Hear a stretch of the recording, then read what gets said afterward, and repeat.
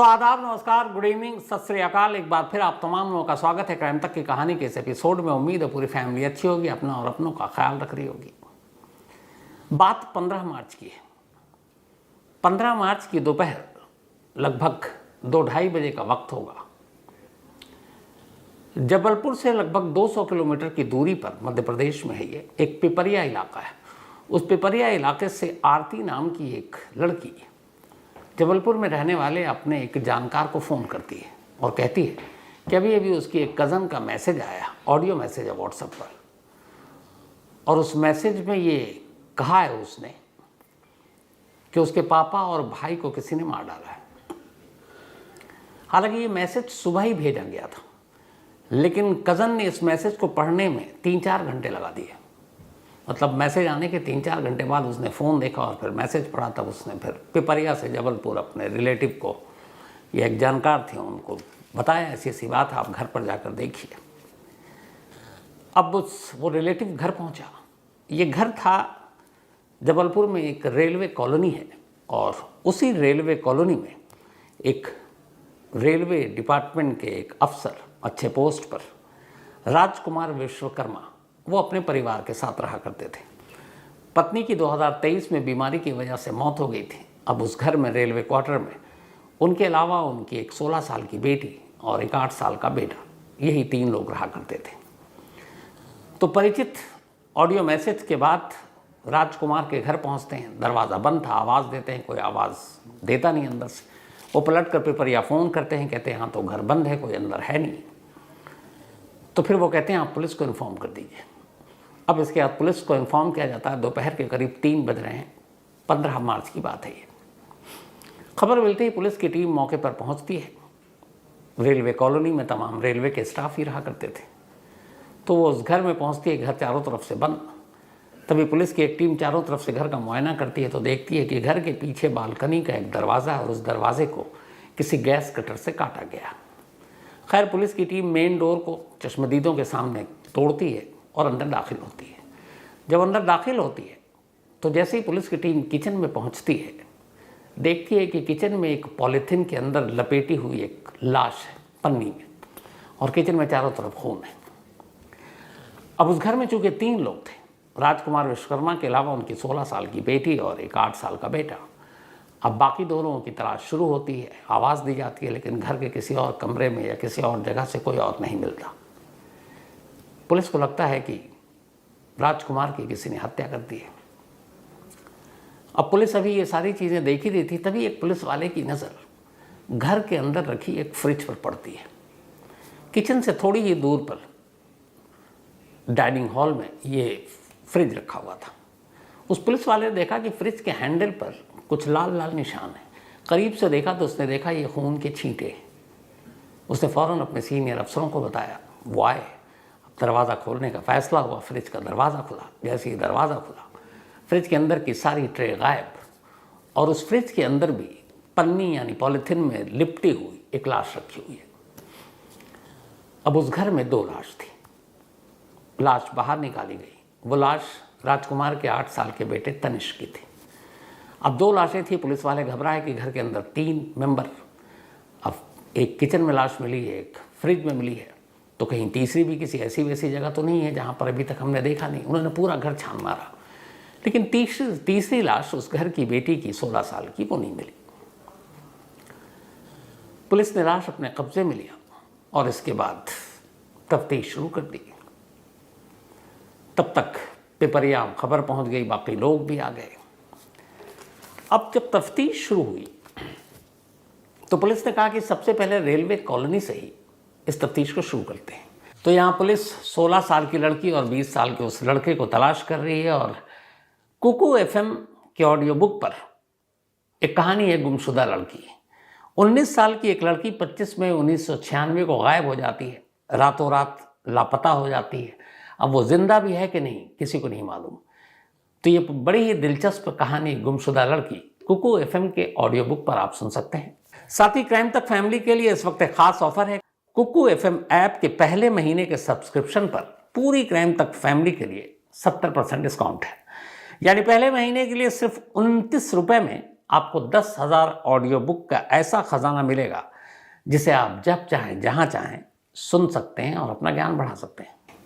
हालांकि 2 लाशों के बाद एक बड़ा खतरा ये था कि बाप और बेटे की लाश घर से मिली और 16 साल की बच्ची गायब है। घर में एंट्री पीछे गैस कटर से हुआ, यानी कोई नोन तो होगा नहीं, अनजान होगा तभी उसने गैस कटर काट के घर के अंदर दाखिल हुआ। तो अब डर ये है कि क्या वो लड़की जिंदा होगी, या उसे किडनैप कर लिया, या उसे कहीं और ले जाकर मार दिया, कहीं उसके साथ कुछ कर तो नहीं दिया। अब पुलिस इस बात से परेशान, और अब पुलिस का पहला काम उस तीसरी शख्स को ढूंढना, यानी उस लड़की को, क्योंकि खतरा सबसे ज़्यादा उसी को। अब पुलिस ने तफ्तीश शुरू की तो इत्तेफाक से खुशनसीबी ये थी कि उस रेलवे कॉलोनी में सीसीटीवी कैमरा लगा था, चूँकि सरकारी कॉलोनी है। अब पुलिस ने सीसीटीवी कैमरे को देखना शुरू किया, तफ्तीश यहीं से शुरू हुई। जैसे ही पुलिस ने कैमरे को देखा, अचानक दोपहर 12:30 बजे एक कैमरे में एक लड़का एक स्कूटी पर कॉलोनी के गेट से बाहर निकलता हुआ दिखाई दिया। लाल रंग की ये स्कूटी है और ये वही सीसीटीवी फुटेज है। अब इस लड़के के जाने से इस केस का क्या लेना देना, लेकिन अचानक पुलिस ने नोटिस किया कि जैसे ही वो लड़का गेट से बाहर निकला, उसके चंद मिनट के अंदर अंदर एक लड़की भी उसी गेट से उसी डायरेक्शन में मुड़ जाती है जिधर वो लड़का स्कूटी पर बैठ कर गया था। अब जैसे ही उस लड़की को देखा गया तो रिश्तेदारों ने पहचान लिया, ये राजकुमार विश्वकर्मा की वही 16 साल की बेटी है जो घर में नहीं मिली, और पुलिस को डर था उसके साथ कुछ हो गया। लेकिन दिन के उजाले में वो कैमरे में कैद हुई, इसका मतलब है कि राजकुमार की बेटी सुरक्षित है, महफूज है।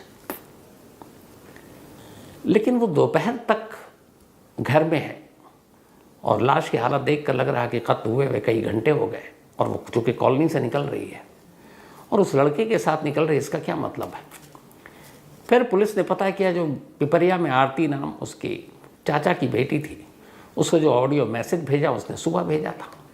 तो इसका मतलब है, एक तो उसे कैसे पता उसके घर में उसके फादर और भाई की मौत हो गई, और दूसरा वो तब तक कॉलोनी में ही है और फिर एक लड़के के साथ जा रही है। अब पुलिस ने उस लड़के के बारे में, चूँकि कैमरे में कैद था और स्कूटी थी, कॉलोनी से पता चल गया कि इस लड़के का नाम मुकुल सिंह है, और ये मुकुल सिंह भी इसी रेलवे कॉलोनी में रहता है और राजकुमार विश्वकर्मा का पड़ोसी है। अब पड़ोसी है और लड़की उसके साथ है, यहीं से पुलिस की तफ्तीश शुरू हुई। अब तफ्तीश शुरू हुई तो ये हुआ कि ये गेट से तो बाहर निकल गए, अब आगे क्या। तो पुलिस ने कहा कि अब जबलपुर के जितने भी कैमरे हैं आसपास जिधर से वो जा सकते हैं, उन सारे कैमरों को तलाशते हैं। कई टीमें लगा दी गई, कोशिश रंग लाई।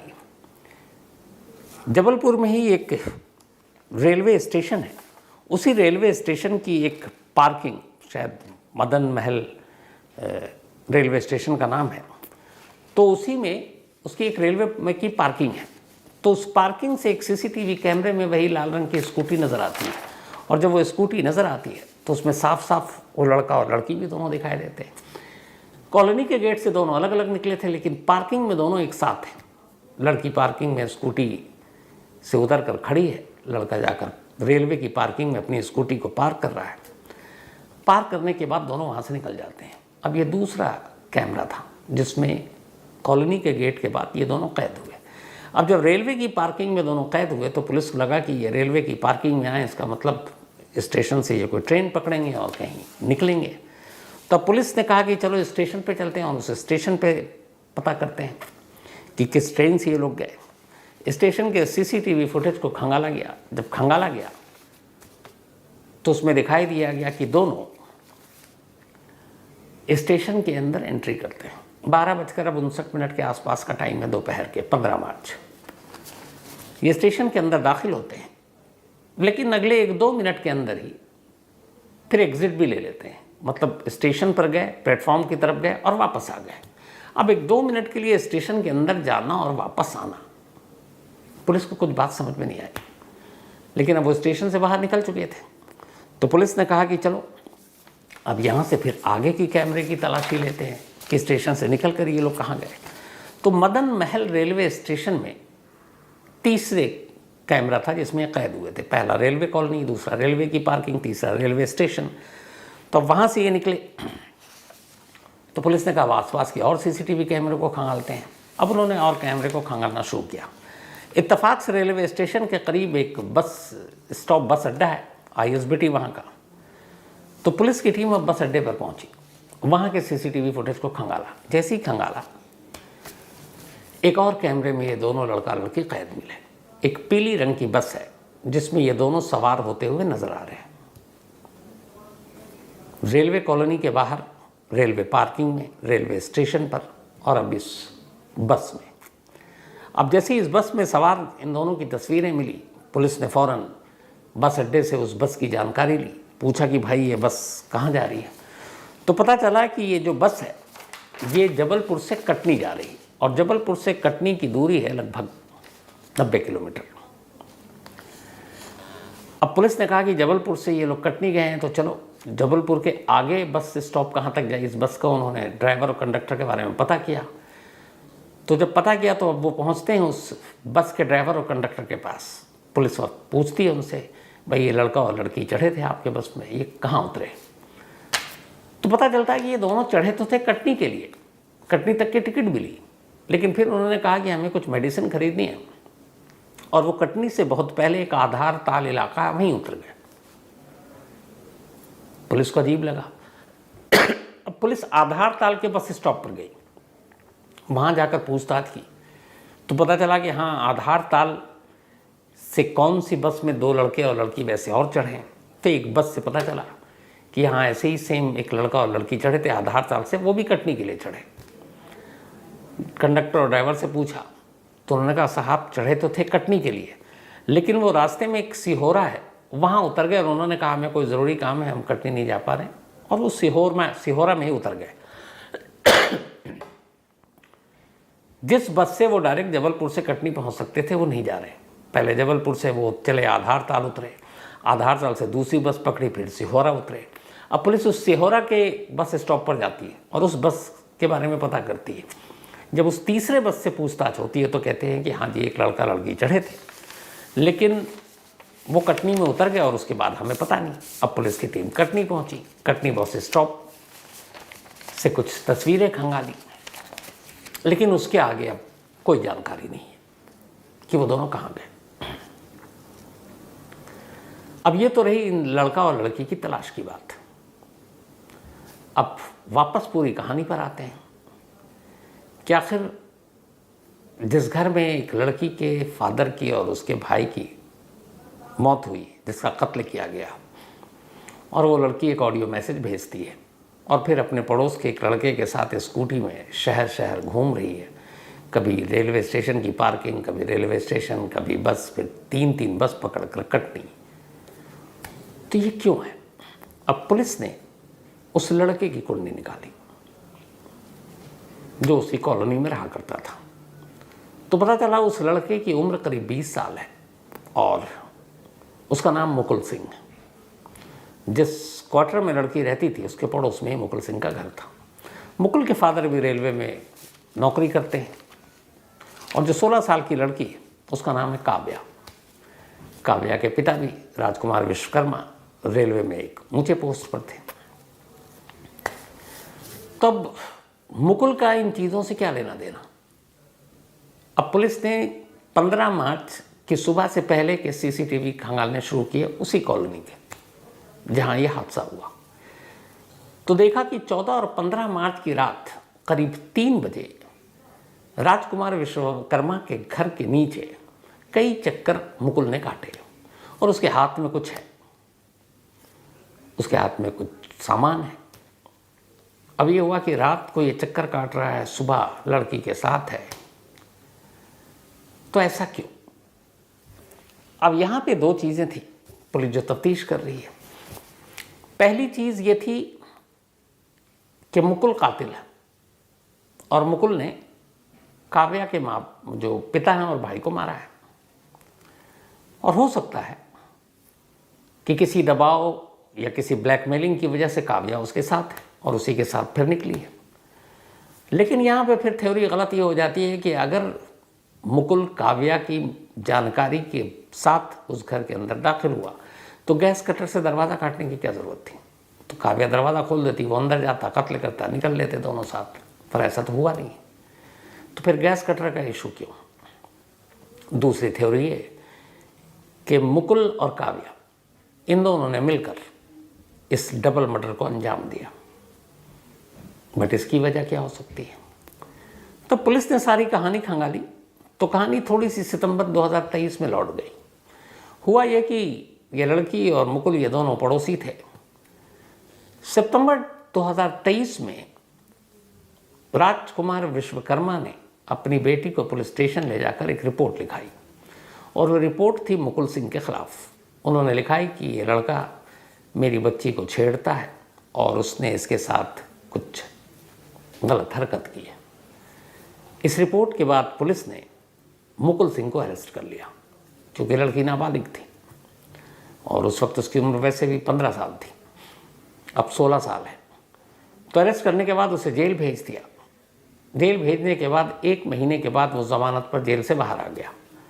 वो जैसे ही ज़मानत पर जेल से बाहर आया, इधर राजकुमार विश्वकर्मा ने अपनी बेटी काव्या को जबलपुर से अपने भाई के घर पिपरिया भेज दिया, ताकि वो दोनों मुलाकात ना कर सके। अब वो चली गई, तब तक सब कुछ शांत था। लेकिन फिर अभी इसी महीने जो काव्या है उसका बोर्ड का एग्ज़ाम था 10वीं का, तो एग्ज़ाम देना था, तो जबलपुर आना था। तो वो जबलपुर आ गई इस महीने के शुरू में ही, और वो एग्ज़ाम दे रही थी। अब एग्ज़ाम दे रही थी और उसके बाद ये 15 मार्च को सारी चीज़ें हो गई। तो अब ये सारी कहानी तो सामने आ गई। अब यहाँ से सवाल शुरू होता है, एक लड़की जिसने एक लड़के के ख़िलाफ़ कंप्लेंट लिखाया, उसकी कंप्लेंट पर वो लड़का अरेस्ट हुआ और फिर जेल चला गया। अब उसी लड़के के साथ वो लड़की अपने बाप और भाई के कत्ल के बाद उसी कॉलोनी से बाहर निकलती है, उसकी स्कूटी पर बैठती है, रेलवे की पार्किंग जाती है, रेलवे स्टेशन जाती है, 3 बस अलग अलग बदल कर कटनी के लिए जाती है। ऐसी क्या मजबूरी है? क्या वजह हो सकती है? अब असली कहानी तो जब ये दोनों मिलेंगे तब पता चलेगी, लेकिन जबलपुर पुलिस की माने तो पूरी कहानी के 2 पहलू हैं।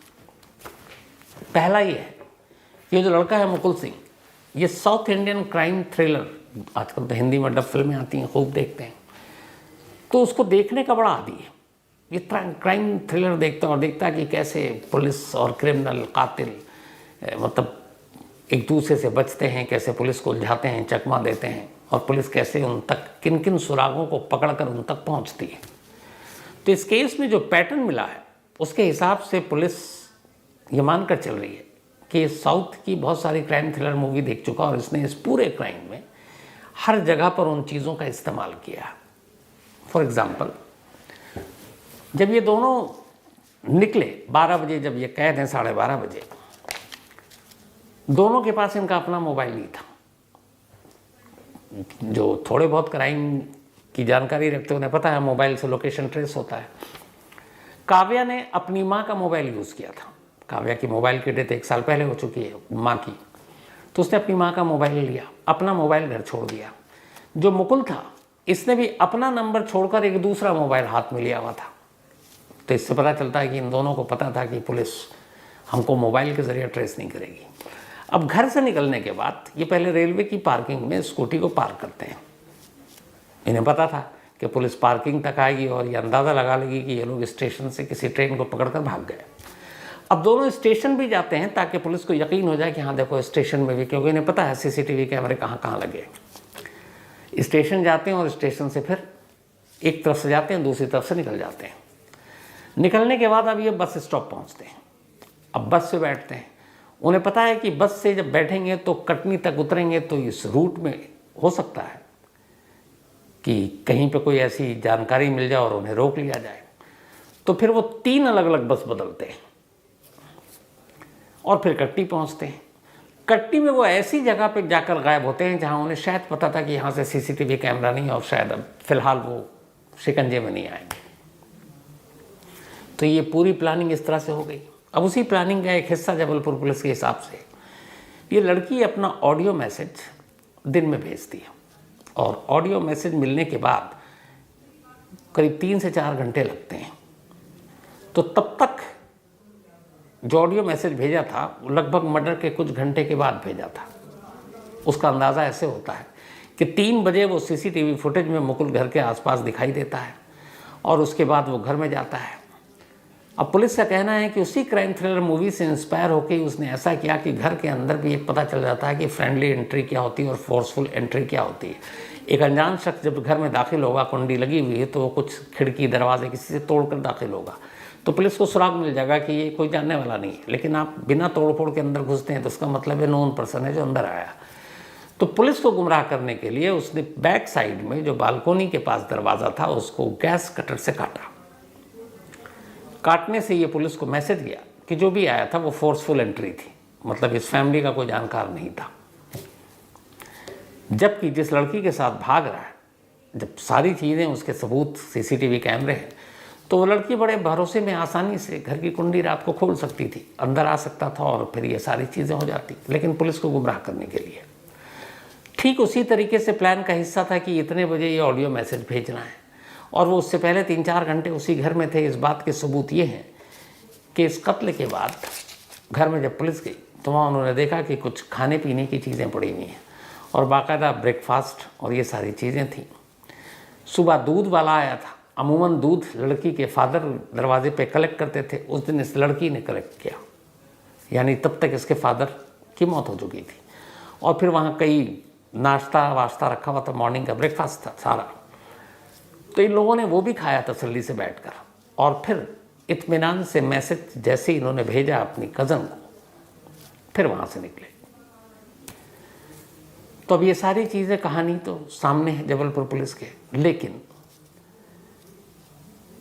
एक लड़का जिसको यहाँ पे कहते हैं कि लड़की के बाप की ही वजह से शायद कंप्लेंट हुआ होगा, फोर्स किया गया होगा, लेकिन कंप्लेंट होता वो जेल जाता है। अगर ये मोहब्बत थी तो वापस जब वो एग्ज़ाम देने आई तो इस मोहब्बत के साथ उसे मौका था वो उस लड़के के साथ भाग सकती थी, लेकिन भागने से पहले अपने बाप और भाई इन दोनों को इस तरीके से मार कर जाना, ये सवाल पुलिस के भी गले नहीं उतर रहा, नंबर 1। नंबर 2, क्या पुलिस इस सवाल का भी जवाब ढूंढेगी कि इस लड़की ने सब कुछ मर्जी से किया है या फिर वो किसी ब्लैकमेलिंग या किसी और चीज़ का शिकार है, कि लड़के के दबाव में है कि अगर तुमने ऐसा नहीं किया तो या तो कोई ऐसी चीज़ें होंगी, तुमको ब्लैकमेल कर देंगे, बदनाम कर देंगे या कुछ और बात। लेकिन जिस तरीके से वो आज़ाद और बिंदास उसके साथ कैमरे में दिखाई दे रही है, इससे इस बात की उम्मीद कम नज़र आती है कि वो किसी तरह के दबाव में हो सकती है। लेकिन सिर्फ इश्क के लिए या फिर ये कि मिलने जुलने से बाप टोकता है, उस वजह से एक 15-16 साल की लड़की इस तरह कत्ल करेगी, वो भी अपने 8 साल के छोटे भाई और अपने फादर का। माँ है नहीं, और ये वो फादर है जो माँ के गुजरने के बाद माँ का भी एक तरह से रोल निभा रहे थे। वो सुबह ऑफिस जाने से पहले बच्चों के लिए नाश्ता बनाते थे, फिर लंच बनाते थे, फिर डिनर बनाते थे और डेली वही बनाते थे। तो ये सवाल का जवाब अभी पुलिस को तलाशना है कि आखिर ऐसी क्या चीज़ थी, अगर बेटी ही कातिल है तो जिसने अपने भाई और बाप को यूँ मार डाला। उधर की एक थ्योरी तो समझ में आती है कि मुकुल के ख़िलाफ़ कंप्लेंट हुई, वो जेल गया, हो सकता बदला लेना चाहता हो, लेकिन बदला सिर्फ 2 लोगों से, तीसरी से नहीं। जिसने कंप्लेंट किया, जिसके नाम पे कंप्लेंट हुआ, उसके साथ तो वो घूम रहा है। तो ये कहानी अभी ख़त्म नहीं हुई है, इस कहानी में अभी क्लाइमेक्स आना बाकी है। तो जैसे ही ये क्लाइमेक्स आता है और इसकी पूरी सच्चाई पता चलती है, मैं आपको फॉलो अप ज़रूर बताऊंगा इसका। लेकिन बेहद अफसोसनाक कहानी, और इस कहानी के साथ एक बड़ी अजीब सी चीज़ है जो तो कल रात से ये सवाल मेरे मन में कौंध रहा है। जैसे हम ही लोग जब छोटे थे, पता नहीं, मैं अपनी एक सोच बताता हूँ, तो क्या होता है कि घर में अक्सर डिसिप्लिन और बाकी चीज़ें, पढ़ाई लिखाई खेल कूद सबके लिए फ़िक्स होता है। मैं बहुत क्रिकेट का शौकीन था, क्रिकेट ज़्यादा खेलता था, तो अम्मी बहुत डांटती थी। और ये था कि भाई ये लेट हो गया तो डर भी लग रहा, फिर पढ़ाई भी। तो कई बार ऐसा लगता था कि जैसे होता है ना कि हमें आज़ादी मिल जाए, बट हम लोग ये सोचते थे कि आज 1-2 घंटे के लिए अम्मी कहीं चली जाएं, किसी रिलेटिव के यहाँ चली जाएं या किसी फंक्शन शादी में, तो 1-2 घंटे हमें आज़ादी मिल जाएगी। लेकिन आज के दौर में अगर बच्चों को किसी से मिलने जुलने या मोबाइल तक पे खेलने से अगर आप रोकते हैं तो उनका जो रिएक्शन होता है वो बड़ा डरावना होता है। पता नहीं आप में से कितने लोगों ने इसको महसूस किया होगा, पर मुझे सारे लोग ये बात बताते हैं। तो अब तो ये है कि अगर मान लीजिए कि ये इश्क का ही मामला है तो 14-15 साल की बच्ची इश्क के माने क्या समझेगी। मैं कहता हूँ इसके मैं वो नहीं हूँ कि माँ बाप ही हर मर्जी थोपे बच्चों पे, लेकिन बच्चे भी उस लायक तो हों कि अपना भला और बुरा सोच सकें कि मेरे लिए क्या बेहतर और क्या नहीं। मेरे माँ बाप जो है वो मेरे लिए कितना बेहतर सोच सकते हैं कि नहीं। लेकिन इस उम्र में, जिस उम्र में आप डिसीजन नहीं ले सकते, जिस उम्र में आप अपने पैर पे खड़े नहीं हैं, आपको अभी तो वोट डालने का भी अधिकार नहीं है 18 से पहले, तो उस 14-15 साल की इस नाजुक उम्र में मुझे लगता है यही वो एज है जो सबसे ख़तरनाक होता है, जहाँ बहकने में और बहकाने में बड़ा कम वक्त लगता है। अब अगर ये वही है इस पूरी कहानी का सच जो मैं सोच रहा हूँ तो बेहद अफसोसनाक है। पर इसमें जो भी होगा मैं आपको इसका फॉलोअप, इसका क्लाइमेक्स जरूर बताऊंगा। साथ ही क्राइम तक फैमिली के लिए इस वक्त एक खास ऑफर है। कुकू FM ऐप के पहले महीने के सब्सक्रिप्शन पर पूरी क्राइम तक फैमिली के लिए 70% डिस्काउंट है। यानी पहले महीने के लिए सिर्फ 29 रुपये में आपको 10,000 ऑडियो बुक का ऐसा खजाना मिलेगा जिसे आप जब चाहें जहां चाहें सुन सकते हैं और अपना ज्ञान बढ़ा सकते हैं। तो कहानी में आज इतना ही, लेकिन कहानी ख़त्म करूं उससे पहले वही अपना सिलसिला। आज माहिरा मारूफ अली ख़ान, इनका जन्मदिन है। Happy birthday Mahira. और ये मारूफ ख़ान की बेटियां हैं। साथ ही आरव रे दुबे, इनका भी आज बर्थडे है। Happy birthday Aarav. और ये भेजा है इनकी मॉम, डैड, दादी और आर्या और शिबी ने।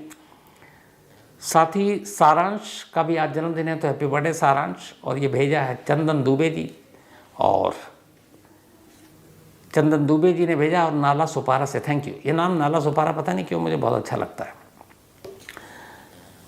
साथ ही संघर्ष मेहता, इनका भी आज बर्थडे है, तो हैप्पी बर्थडे संघर्ष। भेजा है मोनू बोदला ने। राजा इदरीसी, इनका भी आज बर्थडे है, हैप्पी बर्थडे राजा। और रिजवान खान ने भेजा है। साथ ही सस्मिता उर्फ परी, इनका भी आज जन्मदिन है, हैप्पी बर्थडे सस्मिता। और ये भेजा संतोष कुमार ने है। जीवा कंसाना, इनका भी आज जन्मदिन है, तो हैप्पी बर्थडे जीवा। और ये जोगिंदर जी के बेटे हैं। और भेजा है नंद किशोर चौबे ने। साथ ही रिंकू और अनुज, इन दोनों की मैरिज एनिवर्सरी, आप दोनों को बहुत बहुत मुबारक बधाई। रिंकू और अनुज जी। भेजा प्रेम ने है।